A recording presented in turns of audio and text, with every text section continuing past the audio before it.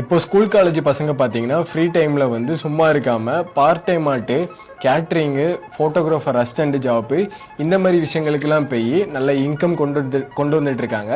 இந்த இன்கம் பாத்தீங்கன்னா நிறைய பேர் பாத்தீங்கன்னா தேவையில்லாத விஷயத்துக்கு ஸ்பெண்ட் பண்ணிட்டு இருக்காங்க. ஒரு சில பசங்க பாத்தீங்கன்னா டிசிப்ளினாட்டு மியூச்சுவல் ஃபண்டு இந்த மாதிரி விஷயங்கள் எல்லாம் இன்வெஸ்ட்மெண்ட் பண்ணிட்டு நல்ல ஒரு டீசெண்டாட்டு அவங்க வந்து அவங்களோட வெல்த் வந்து பில்ட் பண்ணிட்டு இருக்காங்க.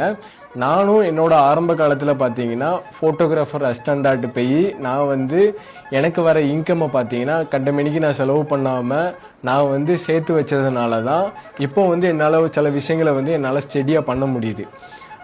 அதனால நீங்களும் இந்த மாதிரி பசங்க யாராவது போயிட்டு இருக்காங்கன்னா அவங்கள பாத்தீங்கன்னா மியூச்சுவல் ஃபண்டு, ஸ்டாக்கு இந்த மாதிரி விஷயங்கள் கூட பண்ண வேண்டாம். இந்த மாதிரி கோல்டு இன்வெஸ்ட்மெண்ட், இந்த மாதிரி ட்ரெடிஷ்னல் இன்வெஸ்ட்மெண்ட் ஏதாவது இருந்ததுன்னா அதுல ஃபர்ஸ்ட் அவங்கள ஸ்டார்ட் பண்ணி விடலாம். இப்படி இருக்கும்போது அவங்க வந்து ஒரு படிக்கும் போதே ஒரு நல்ல வெல்த் பில்ட் பண்ணிட்டாங்கன்னா அடுத்தது அவங்க வந்து அடுத்த ஒரு ஸ்டெப் வைக்கிறதுக்கு பாத்தீங்கன்னா அந்த ஒரு ரிஸ்க் எடுக்க தோணும்.